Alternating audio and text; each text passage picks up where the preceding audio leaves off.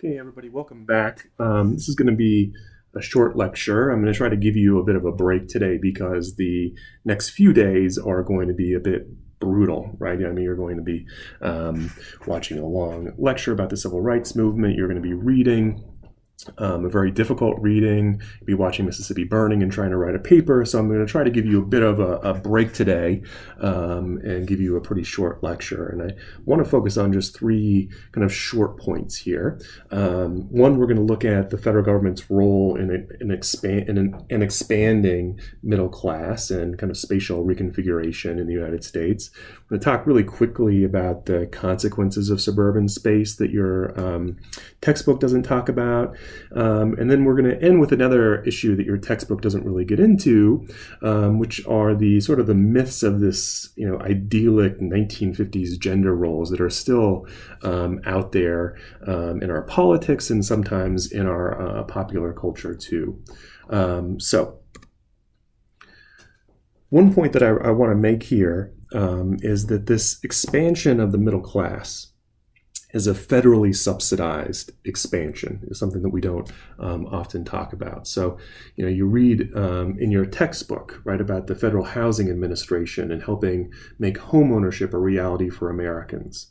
If you look at before the FHA, private banks had often required buyers to put down payments of 50% or more and pay off mortgages within 10 years.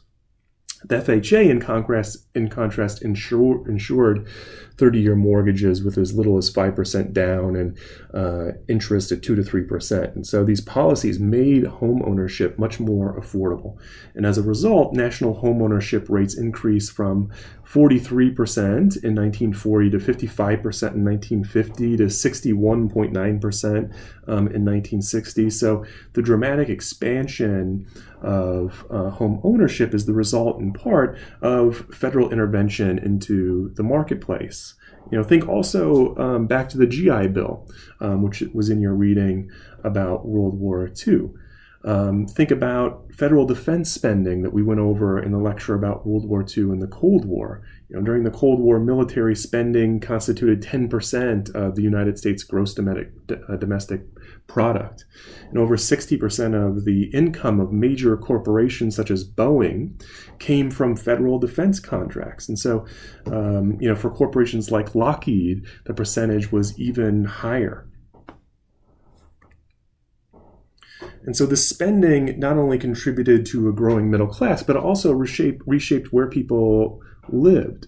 Much of this defense spending, these defense spending contracts were going to the Sun Belt, which is why the area also gets the nickname the Gun Belt. So federal spending is largely responsible for the dramatic growth of Sunbelt cities, which you can see in this slide. Places like Phoenix and San Diego and Atlanta grow dramatically during the post-World War II period, largely due to federal defense spending. And so the growth of these metropolitan areas that are the result of federal defense spending has serious political consequences too. It's in these new suburbs of Sunbelt cities like Phoenix that the Republican Party will create its really first beachheads in the South, places like suburbs of Atlanta too. Dallas as well. And the irony here is that the party that will be responsible for attacking the size of the federal government gained a stronghold in these Sunbelt communities. These were the communities most dependent on federal spending, right? And so the communities that will critique federal spending the most in the Sun Belt are the same communities that depend the most on federal spending. And so again, it's important to remember that the post-World War II economy is dependent on the federal government like never before. And we can't see the post-World War II period, this dramatic growth in federal intervention, as a departure from the New Deal. Right? The federal government plays a much bigger part in the economy than during the 1930s. And so we'll talk about the racial implications of suburban space when we get to the lecture on the civil rights movement. I want you to get to think a bit differently about the consequences of suburban space. In particular, I want you to think about how suburbanization privatizes space. And so we can see one example of this if we focus on shopping centers. And so before suburbanization gets wildly popular, most people shopped in downtown shopping centers in cities like the one you can see in this picture. And if you look at this photo, everything outside the shopping center, the sidewalk, the street, is public space. Right? If we go to the next photo, this is a picture of a suburban shopping mall with a massive parking lot around it. Right? Think just for a second. Try to pick out the public space in this photo. Right? There is none, right? And why should we care that there's no public space in this entire photo? Well, think what happens to things like your right to free speech and assembly when space becomes privatized, right? And this picture, where can you hold a protest? Where can you hand out leaflets? Where can you make a political statement without being thrown off the premises? Right? The basic rights that we have are different in private and public spaces, and there are serious consequences for how we can express ourselves when the spaces that we frequent most often become increasingly privatized. Okay, so let's move on to the last part of this short lecture. And I want to deal with something that your textbook doesn't get into very well, which is kind of challenging this sort of idyllic vision of gender roles in the 1950s, that somehow that vision is still with us, that Leave It to Beaver vision of the 1950s as a really happy family where women in particular are very happy with their status in the 1950s. And so I just want to kind of challenge that a little bit in the way that your textbook doesn't.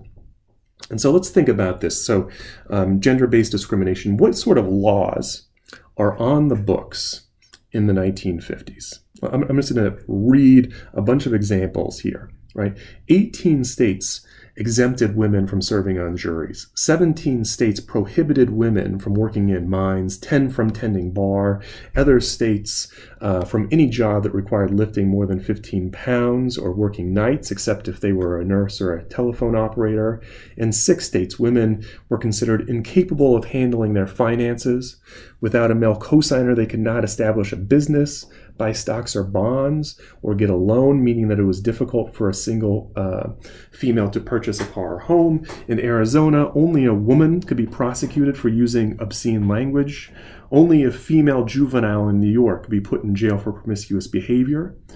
Schools expelled pregnant girls, but not their boyfriends. Rape laws usually stated that the woman must have physically resisted. Right? If she was not a virgin, attorneys were allowed to present evidence of her previous sexual behavior to discredit her testimony. In state law, it was inconceivable that a husband could rape his wife. In Kentucky, a husband could get a divorce after proving that his wife committed adultery, but not vice versa. And in Connecticut, if a man killed his wife over an extramarital affair, he could plead a passion shooting, while a woman could only plead murder if she shot his mistress. Right? Those are just some of the laws that are on the books in the 1950s. Right? It's hard to have sort of an idyllic vision of gender roles in the 1950s when you start going through these discriminatory laws that are on the books.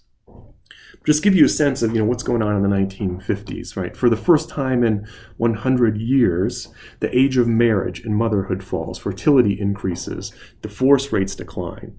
And just think about the pressure of the 1950s.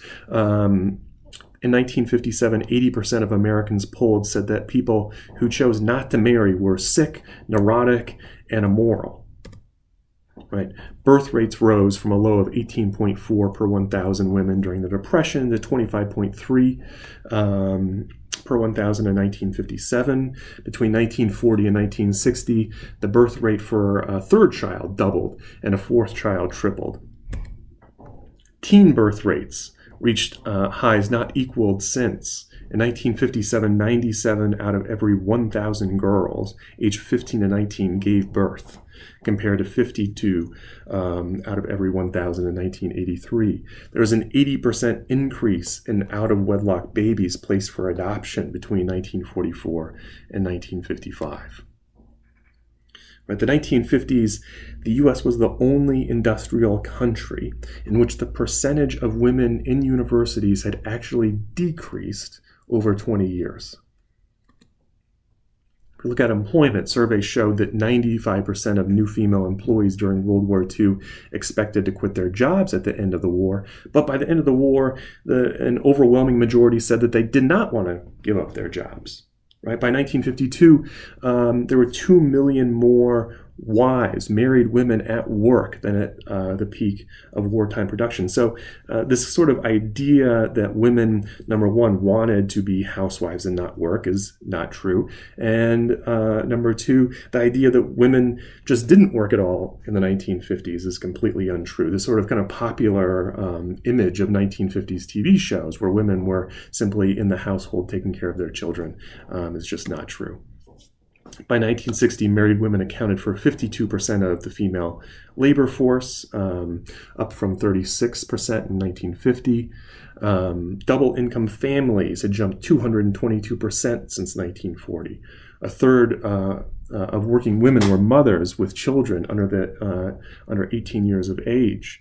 And so it's in part because of this, right, that countless families were actually able to climb into the middle class because so many women were actually working. They were dependent on a two-income family to jump into the middle class.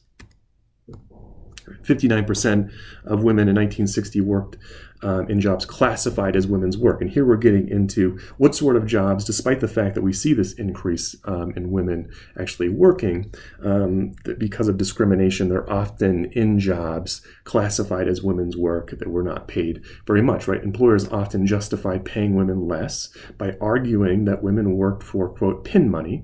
They were not the breadwinner. Pin money just means sort of kind of a little bit of an extra disposable income, not necessarily money that's necessary to support a family. And so if we look at 1959, a white male with a high school education earned on average $4,429, while his female counterpart with a high school education earned $3,458. We think about race, black, college-educated men earn $4,840, black college-educated women $3,708. Another thing that we look at here is this sort of kind of ideal of domesticity in the 1950s was often, if it existed at all, it was often forced upon women. And so we have these examples from the 1950s, and here's just one on this slide, that a San Francisco Bay Area hospital sometimes institutionalized and performed electric shock treatments to force women to accept their domestic roles and their husbands' dictates. Virtually non-existent in 1955. This kind of speaks to just how unhappy women were in the 1950s. Tranquilizer consumption reached 462,000 pounds in 1958 and soared to 1.15 million pounds a year later. And so women are the ones who are actually, taking these things in part to kind of deal with the unhappiness of the sort of gender roles in the 1950s. And so commentators also note a sharp increase in women's drinking during the decade. Issues like domestic violence. Most people did not consider domestic violence a real crime in the 1950s. One prominent psychologist, quote, regarded the battered woman as a masochist who provoked her husband into beating her. We have from historians' archival research stories like this from someone that we call Mrs. K, who went to a family service association complaining that her husband was an alcoholic and beat her. And when counselors learned that Mrs. K refused her husband's demands for sex after he came home from working the night shift, the solution to the problem became, quote, Mrs. K needed therapy to bring out some of her anxiety about sex activities. Sexual abuse. When girls or women reported incidents of incest to counselors in the 1950s, they were told that they were fantasizing their unconscious oedipal desires, right? Experts described incest as a 1 in a million occurrence. One Gallup poll found that only 10% of mothers hoped daughters would follow the pattern of their lives.